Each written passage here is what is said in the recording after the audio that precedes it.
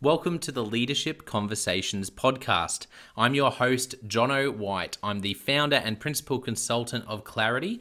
We are an Australian-based consultancy that works with leaders around the world, and our passion is to invest in people to become everything they're meant to be in order to fill the world with healthy organizations that people love to work for and customers line up to buy from. The goal of this podcast is to invest in you and your leadership. If you're just joining us for the first time, then feel free to check out consultclarity.org. That's our website, consultclarity.org. We have so many free resources on there, the most popular being our 7 Questions on Leadership series. We've had more than 1,500 leaders from around the world in all different sectors give their in-depth answers on leadership, what books they love, what they found most challenging, the most meaningful stories, how they structure their time through the day. That's free, so go and check it out.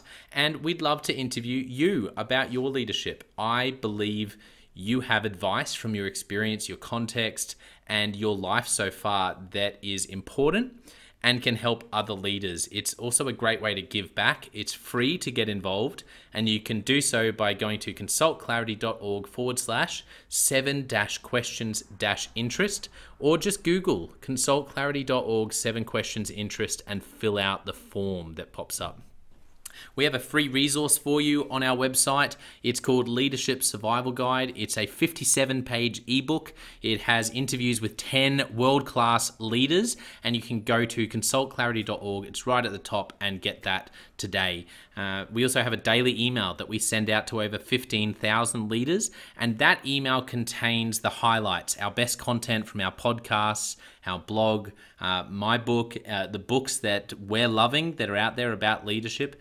It's also the best way to get access to our masterclasses and workshops before anyone else. And there's also exclusive and limited special options just for subscribers. And you can subscribe by going to consultclarity.org/subscribe.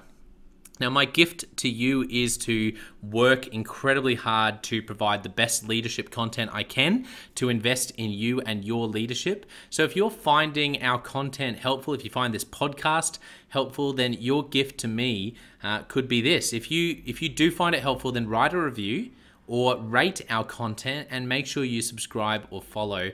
I can't emphasize enough how helpful that is. It really does help us to get the word out there so we can invest in more leaders to become everything they're meant to be.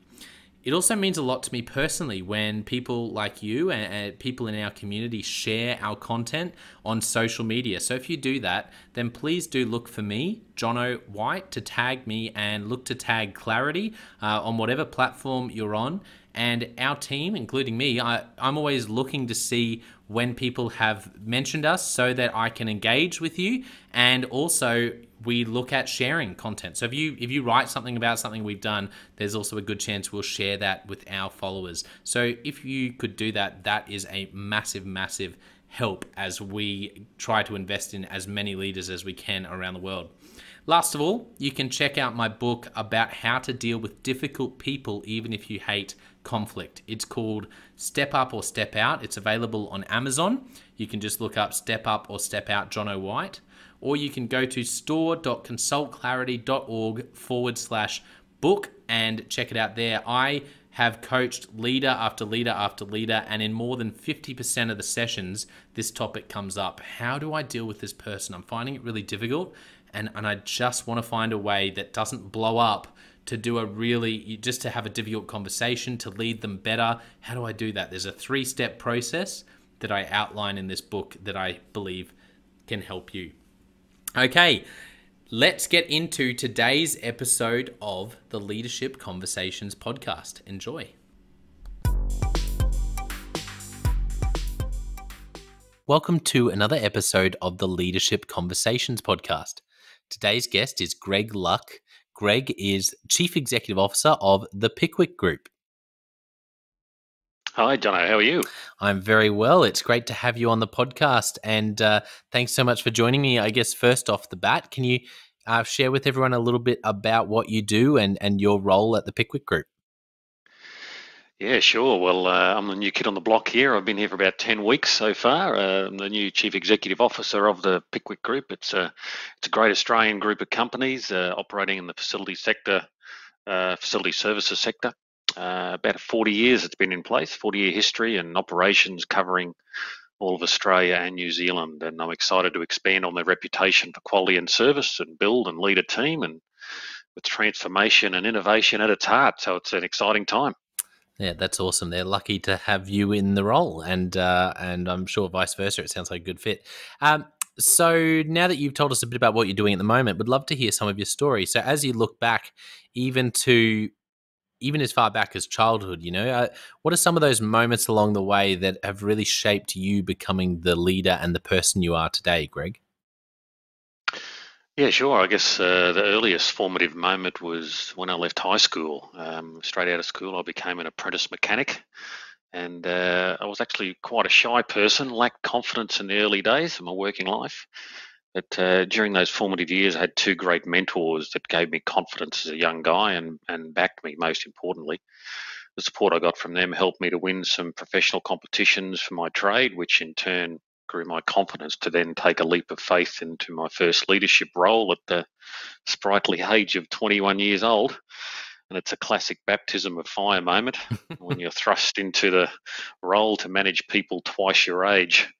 You learn a lot about emotional intelligence and the need to work as a team, and you either Yeah. embrace it or you let it beat you. And I guess over time, as my experience and confidence grew, I took the opportunity to relocate to new cities and countries and take on new roles. Supported by some close mentors, each role was larger than the previous and constantly stretched myself and always out of my comfort zone. So when I look back over time, but my first executive role was with Ford Motor Company, and that fantastic organisation. They provided tremendous developmental support and experiences and leadership. And fast forward to today, the journey since then has been about 20 years for other large enterprises, all in completely different industry sectors. Lived on 3 continents and led teams in across 30 different countries. And I guess over that time, there's been many moments along that journey that have shaped me, and there are many people that I've learned from. There are a few key leaders though that stand out, and Hmm. I'll give a shout out to Laurie Blaker, the former CEO and owner of a company formerly known as TTI Global. Yeah. She's certainly on the top of the list. And looking back at Laurie and how she helped shape my leadership style, Laurie is one of those people that is a personification of an authentic servant leader. Through action, she not only gave everything for her team, but she also gave just as much to developing the communities we worked in around the world. A true selfless, innovative, and inspiring person. And I was so happy for her when she was awarded the honour of the Oslo Business for Peace Award, or more commonly known as a Nobel Prize for Business. Wow. In doing so, she joined the ranks of previous winners like Elon Musk and Richard Branson, and I really do put her up there as Mm. equal to those people. But having been back in my home country in Australia now for about 5 years, I'm finding that my leadership experiences of working across the spectrum of companies and emerging, developing, and mature markets has been very beneficial, as many of the skills are transferable, helping me to add really real value to the organisations and teams and clients that I serve. I Yeah. guess at its core, I've become a lifelong learner and forever curious. There are still many moments that will shape me going forward, and I'm excited by the opportunity to keep learning and growing. Yeah, that's great. Thank you for sharing that. And it's actually surprised me how often in the podcast this idea of being a lifelong learner and curiosity, keeping an open mind, has come up as I knew it was important, but something I've probably learned from the podcast is that it's even more important than maybe I gave credit for. Yeah, yeah. When it comes to Laurie, I want to ask you about Laurie because I always enjoy hearing people tell stories about great leaders they've been able to work with. Are there any stories that come to mind that really do represent the great leadership that you just described? Like any moments with how Laurie managed certain situations or seasons that you were there and that come to mind? Yeah, sure. I mean, she was a incredibly trustworthy and authentic person. You know, she would always roll her sleeves up and help out, no matter which level you were in the company. But probably the biggest influences, it was a for-profit company, as commercial organisation across 24 countries. She, in her early stages, she was thrown into the CEO role from her father's unfortunate passing in his early 50s. It was literally a company that was started in the garage in the US, in Detroit, and she was thrust into an environment in her early 30s where she was all of a sudden running the company, and she was able to take it to new heights. And her own leadership journey, um, her formation as a leader came from her struggles as well, and always looked for Hmm. advice and other people to support her in that. But when she did achieve great heights of success, she didn't have to do it, but she was always developing other people. So with Laurie, we created some philanthropic um, activities in Kabul in Afghanistan, in India, in Mexico, and it was all about getting people who were less fortunate than others into a job. So when you look at, we created a training center in Kabul to try and get women into the workforce. So culturally in Afghanistan, and this is the height of the Afghanistan war, trying to get them into work, and it was culturally not right, but or a challenge, I should say. Um, so just even taking those steps goes to show the type of leader that she was. Yeah, absolutely. What did you learn about? I can imagine there'd be leaders listening going, that's, maybe there are leaders who have done really well and been able to not only survive COVID, but even thrive. And they have been sort of wondering what's next as a leader, and maybe the idea of expanding and doing some philanthropic sort of work or creating an initiative that's really close to their heart might be on the radar. From that experience, what did you learn about how a for-profit business and business leader like yourself and Laurie as well, like what are some keys to creating successful sort of not-for-profit initiatives when you're dealing with other continents, other locations, other cultures, other languages? Any keys you'd share there? Well, I think that certainly the trend from a governance standpoint for the most recent years, and it's gaining momentum, is the concept of ESG, environmental, social, and governance. So it's certainly at a board level trends that everyone needs to be focused on, and it's not just a case of I don't see ESG as something that you have to do just because everyone else is saying you have to do it, or it becomes the latest governance flavor of the month. Really giving back and having a place for your company in the world, and honouring the principles behind ESG and being authentic about it is not just makes you feel good as a company. It actually delivers bottom and top line results. So people who are very successful in business and have the capacity to undertake philanthropic activities, great. If you can do it, absolutely give back, right? Because at the end of the day, every business serves the community, and if you're serving all parts of the community, whether that be diversity, inclusion, people with disability, Indigenous, all these folk act and buy your service and product. So if you're not supporting the communities within which you work, it limits your capacity and success as a business, I believe. Yeah, I agree, and I think it's really key. And what about when it comes to leading authentically? I know you described Laurie as that sort of leader, but for people listening who, sometimes once again at a different point, there might be people who've finally done a 360 degree. They've listened 10 years. Oh, I really should do that. Maybe they're 40, they're a CEO, they do it, and something that comes through is you're not always authentic or transparent, and people get, I know what that's like. You're, how can I be more authentic, more transparent? Well, what advice would you give, particularly from your experience working with a leader, like you said, like Laurie, who did that so well? Any advice you'd give around how to lead like that? Yeah, well, see at a simplest level, you say what you're going to do and you do what you're going to say. The words are one thing, but it has to be backed up by actions. And a great example of that is a book by Simon Sinek, Leaders Eat Last. It talks about, it's one of the earliest books that I was given, and it's a book that I try to gift to most others where I have the opportunity to do so. And it's the job of leaders to do our best to create cultures where people feel loved, safe, and fulfilled. The best companies understand the value and the values of the people that they employ, and they start with the premise that our Mm, leadership is there to serve the employee, not the other way around. yeah. And the book by Simon, shines a light on the path towards building a business that can provide a more stable human environment that benefits all employees. And that's the kind of business that we should be interested in building. And it's why I often gift a book like this to other inspiring leaders. It's a real definition of what servant leadership is, and I think that's where the authenticity really Mm. comes from, is that action-based approach.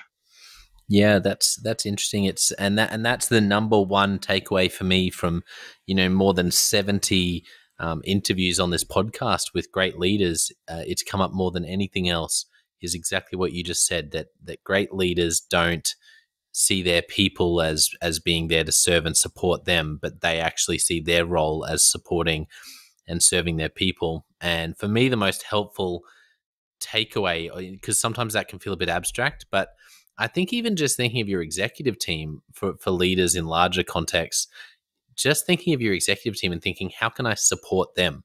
What does it look like for me to turn up tomorrow and support them, move roadblocks out of their way, invest in them, make a difference in their day?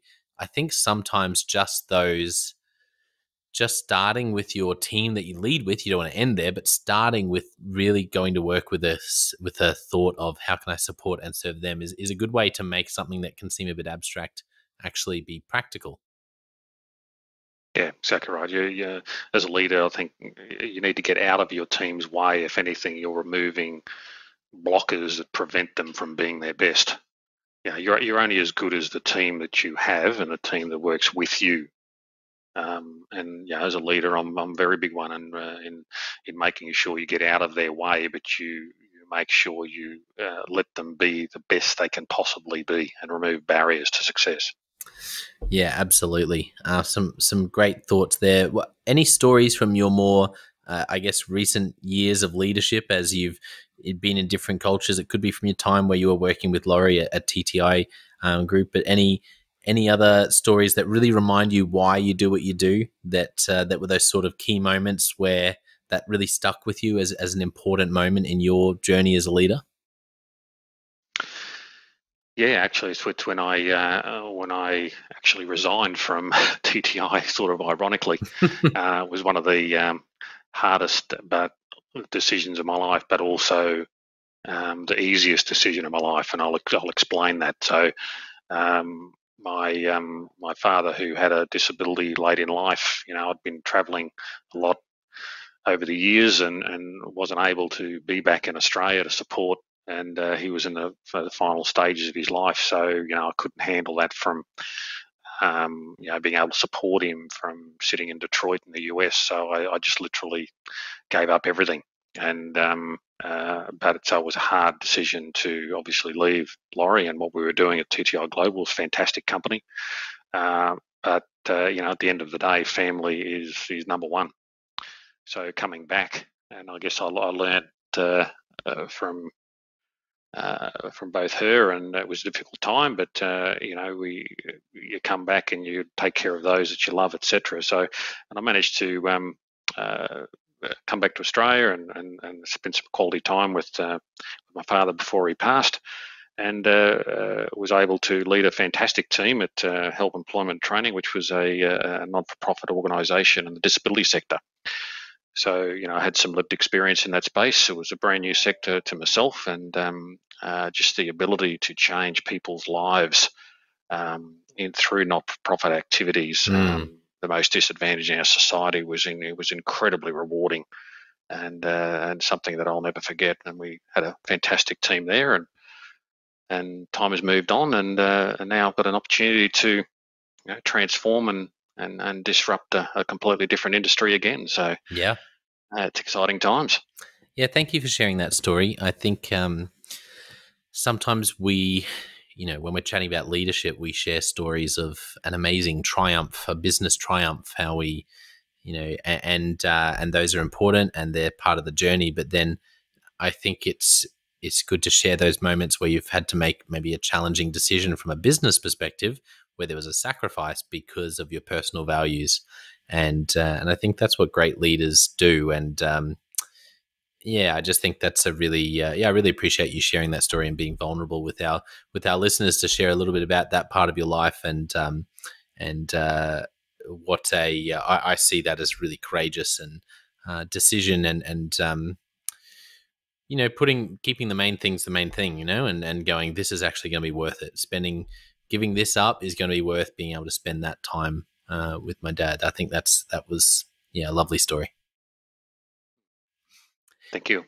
So let's jump into Leadership Express. I've got a few questions. I won't ask you necessarily all of the questions I sent through, but and I've got a couple of extra ones which I don't think I put in the list for you there, Greg. So no worries, hit me. Yeah, you let me know if you have permission to let them through to the keeper if they're ones I didn't prep you with, okay? To use a cricketing term for all of our international listeners. Okay, firstly, you mentioned Leaders Eat Last. Are there any other books that you think of that have been books that you've gifted to others at different times? Not off the top of my head. I mean, there's in terms of complete books, there's some of Jack Welch's early books, etc., but not a specific book.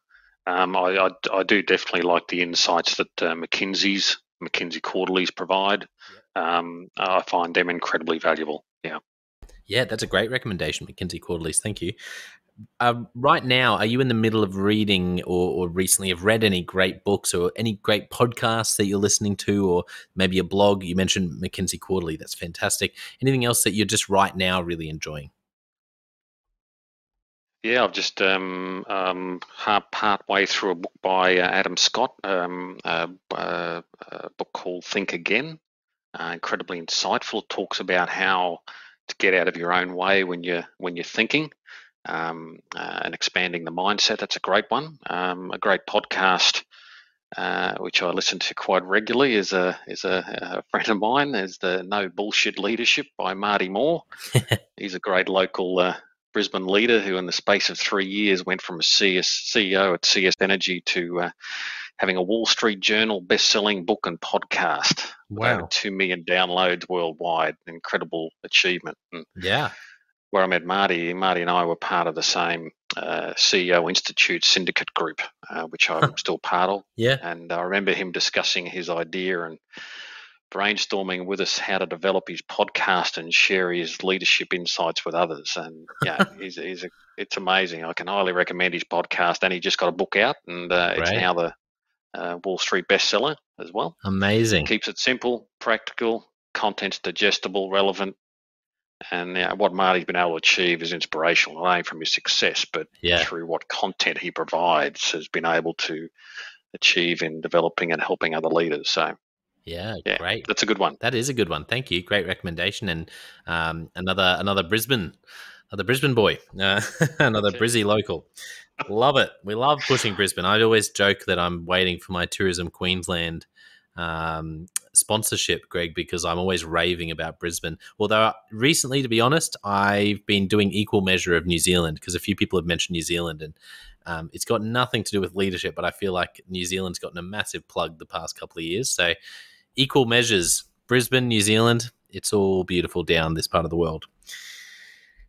That's got nothing to do with leadership, so I'm not expecting you to have any Greg's top 10 places to visit when you come to Brisbane. Maybe that's another podcast we do. What about what's a recent leadership lesson you've learned for the first time or you've been reminded of? Yeah, probably reminded of, I guess, over recent times in this new post-COVID world reality. I've been reminded about the criticality of communication, trust, and culture, the three big ones. When these three items are not present, it eats at the very fabric of organisational momentum. And I find that in an Mm. organisation, momentum is everything. It's hard and takes time to create, but when it happens, amazing things occur.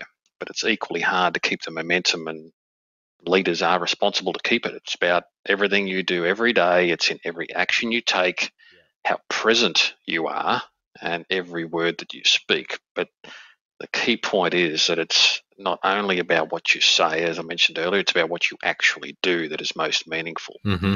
I'm sure your podcast audience have their experiences where organisational success has been significantly inhibited as a result of poor leadership in these three areas. So, it's a constant reminder that unless you have communication, trust, and culture, everything else is irrelevant in some ways.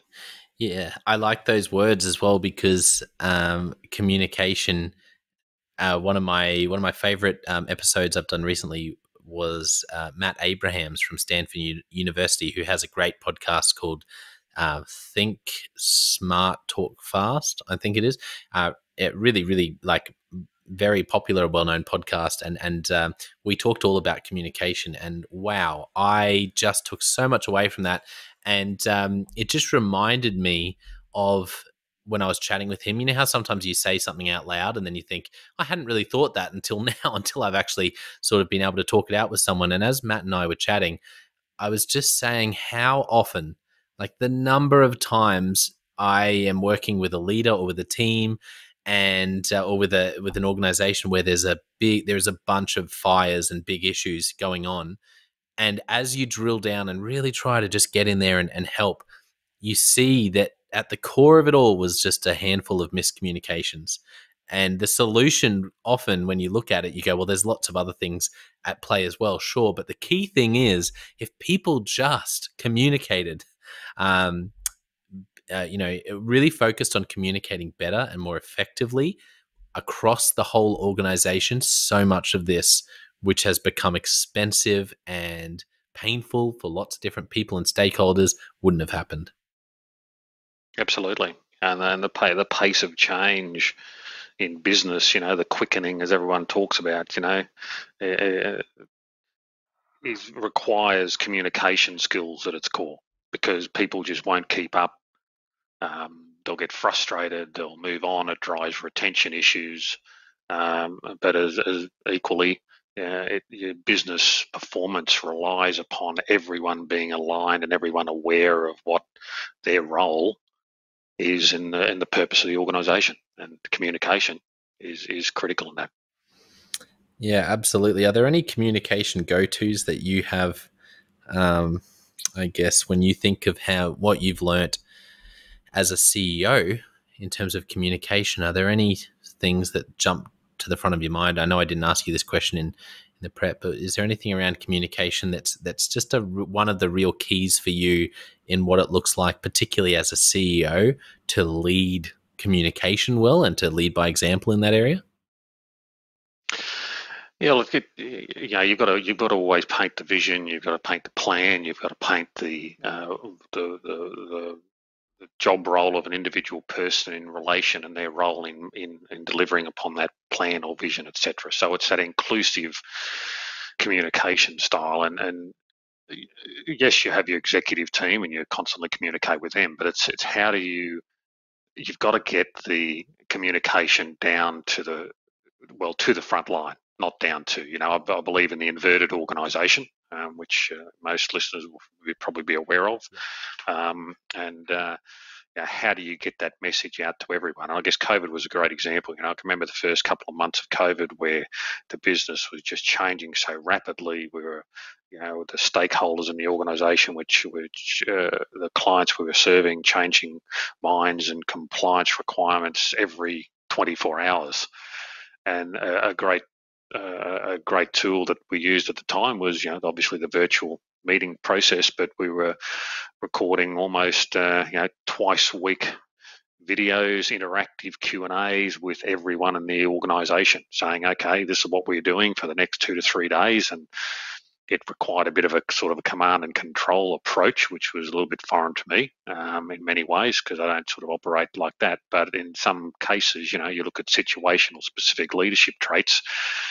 Sometimes these things have to take place in order to get clear lines of communication, get everyone pulling in one direction. So as a result of that experience the last couple of years, I've found myself over communicating to everyone in the organisations that I lead, and people have really enjoyed that, and I'd like to continue personally to continue to do that, because everyone comes to work, they get out of bed every day, they come to work, and they just want to do the best thing they can for those around them and the companies and the purpose that they serve.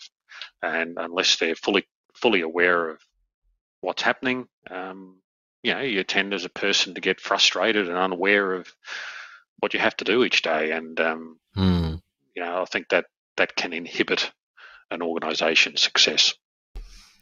Yeah, I agree. Communication, trust, and culture, three very important words when it comes to leadership. So this is one of the questions I didn't tee you up with. So feel free to do a very gracious leave, as we call it in cricket down here in Australia, a game that's very frustrating to many Americans and others around the world because it goes for up to 5 days.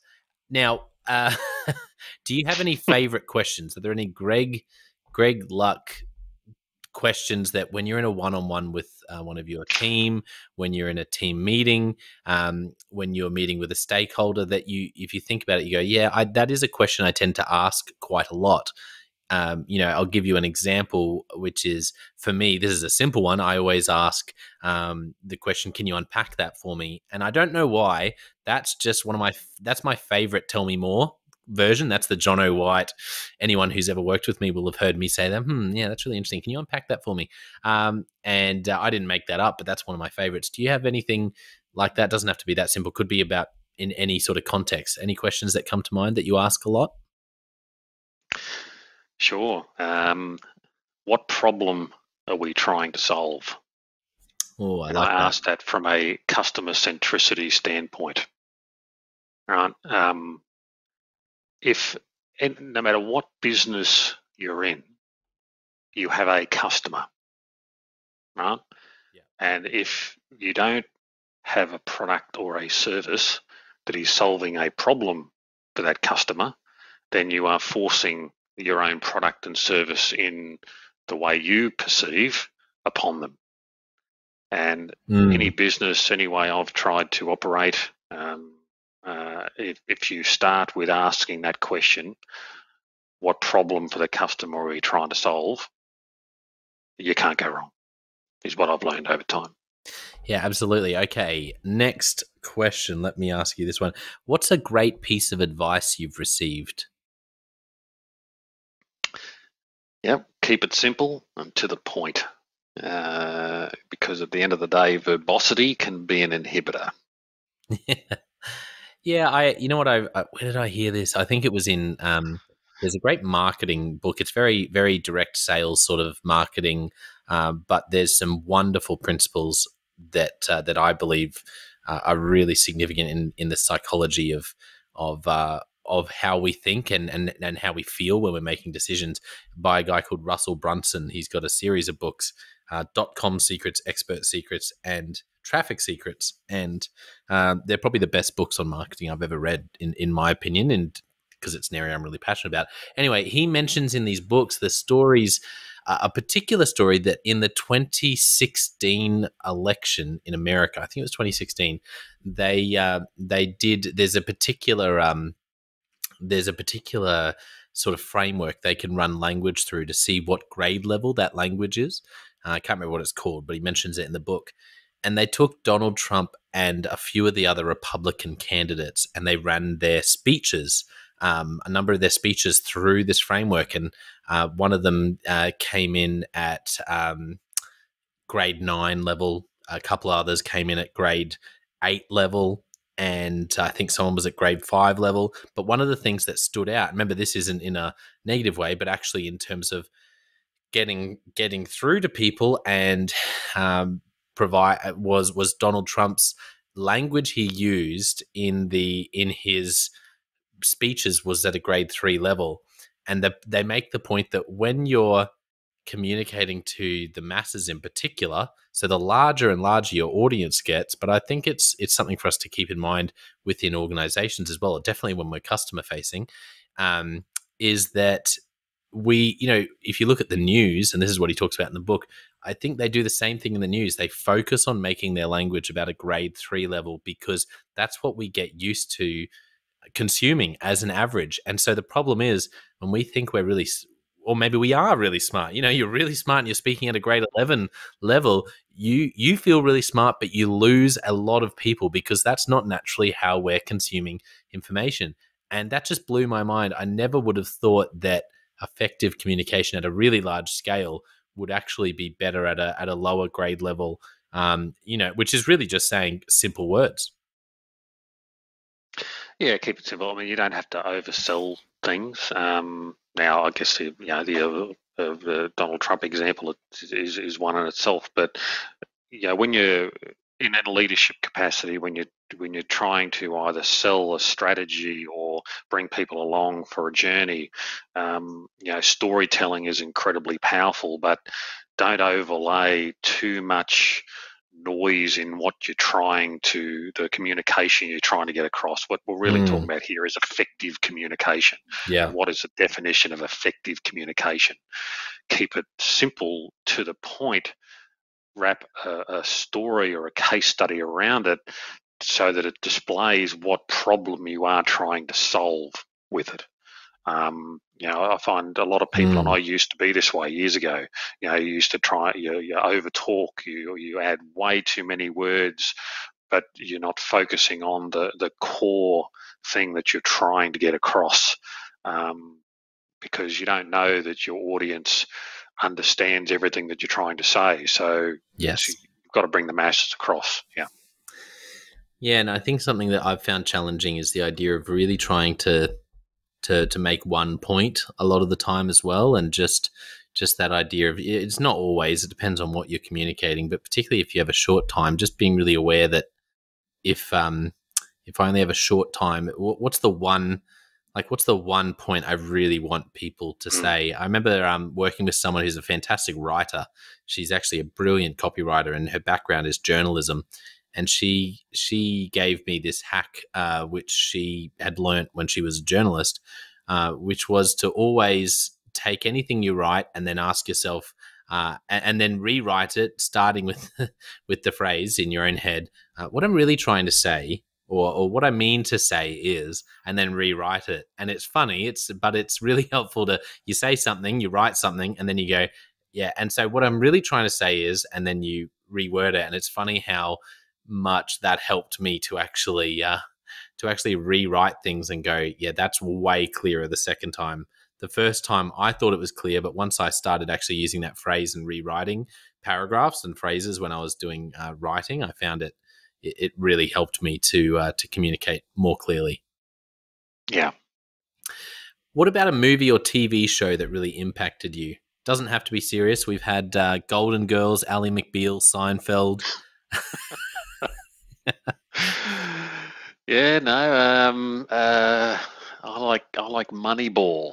Ah, Call that yes. one with Brad Pitt in it. The story about the Oakland A's baseball team. And the reason why I like that is because it shows a disruptor in the industry, right? Yeah. Because it was for the audience, I remember Oakland A baseball team, a successful attempt by them to build a winning team on a lean budget through the idea of employing thinking that was outside the industry. So to me, it demonstrates disruptive thinking and how avoiding it's always been done like this mantra is at the heart of progress, revolution, evolution, call it what you want, use whatever adjective you like there. But it's similar to one of the quotes that I like very much in terms of what was it? The electric light was not invented, did not come about by the continuous improvement of candles. I've never heard that. That's brilliant. And that's, you know what I love about that quote as well. If you'd said to someone before electricity and you'd shown them a candle and you'd said, what do you like, what can we do to take this to the next level? Then this is a problem with disruption based on talking to your existing customers as well, is people would have just said, I don't know, can it burn a little bit longer, more wax, a taller candle? What material could we use for the candle? And you're right. I've never heard that. That's made my day.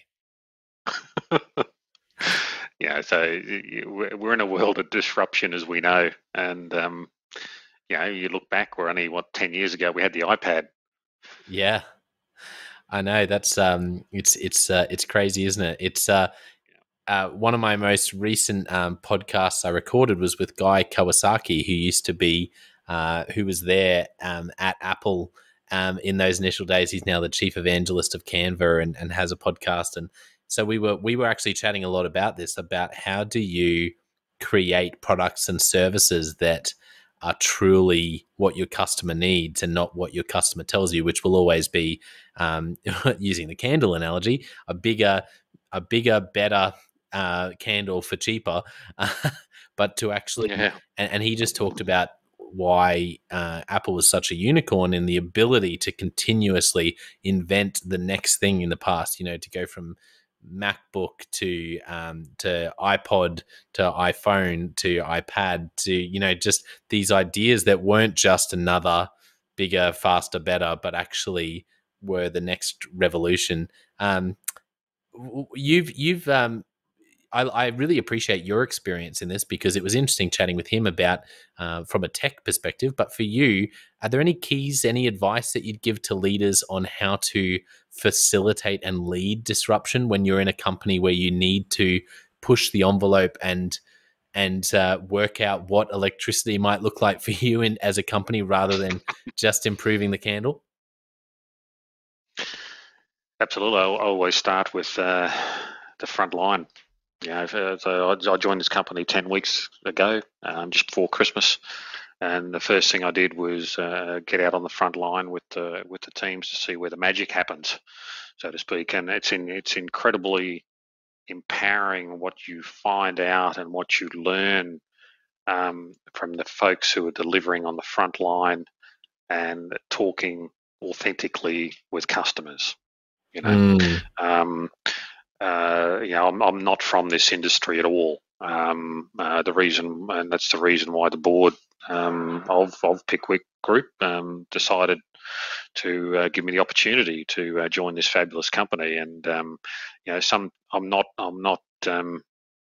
I guess I don't have any legacy in this industry, so I'm asking the curious questions. Every question that I Yeah. ask is curious. Mm-hmm. So if you want to innovate and disrupt, I guess at its core, you must, whether you're from an industry or you're new to an industry, doesn't matter what it is, if you understand the customer, what problem you're trying to solve, but you remain forever curious no matter who it is you're talking about, even asking the seemingly dumb questions, but be really, really curious.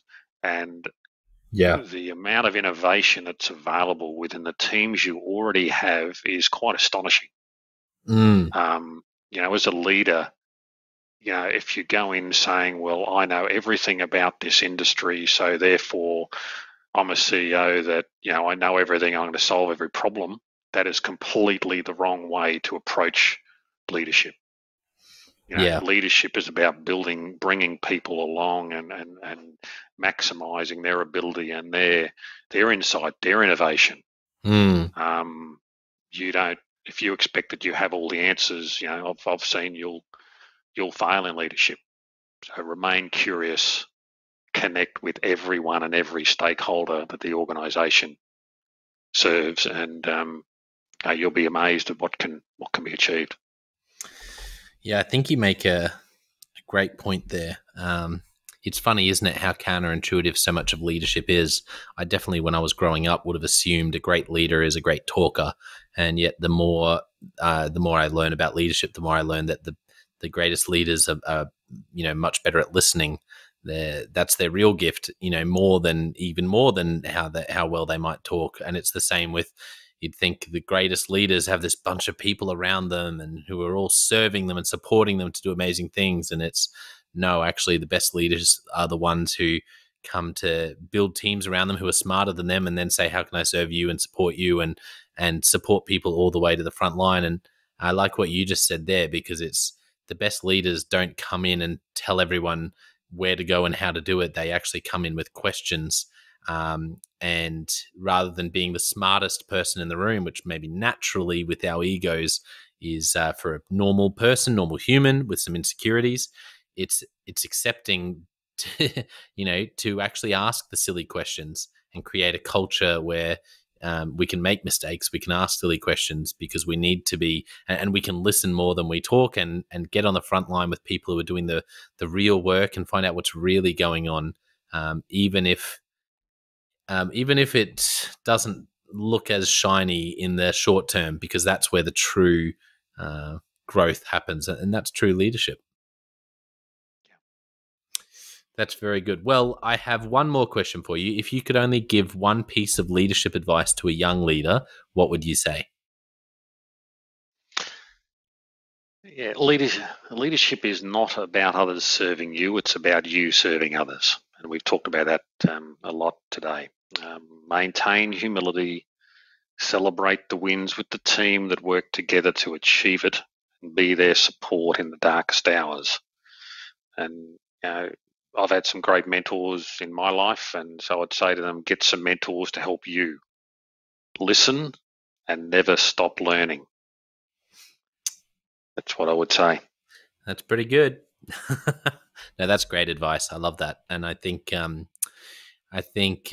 just get excited thinking about, particularly young leaders who might tune into this podcast. And I certainly wish I had been able to hear from leaders like you, Greg, and many others I've had on the podcast. When I first started leading a team, I feel like this would have been really helpful for me. So I know there'll be young leaders out there who hear that, and young and old alike. It's a good reminder. So that's fantastic. For those who want to connect with you in terms of LinkedIn or Twitter, is there anywhere online they can follow you or find out about Pickwick Group if they've listened and they're interested, or maybe even they're in Australia or New Zealand and interested in getting in touch with you about what you do as a company?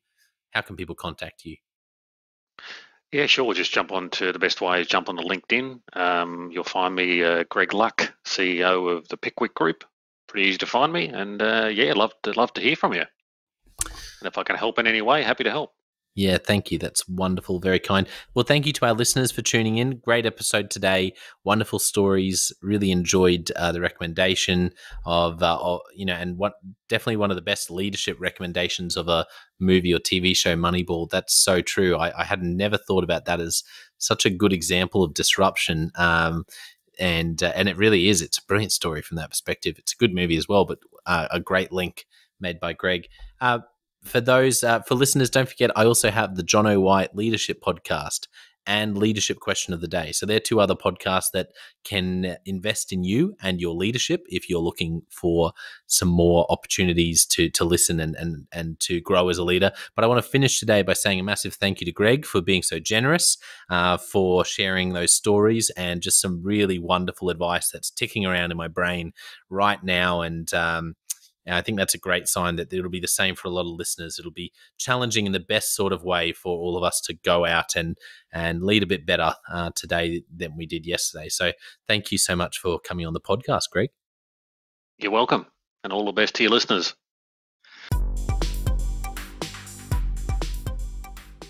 Well, I hope you enjoyed that episode of the Leadership Conversations podcast as much as I did.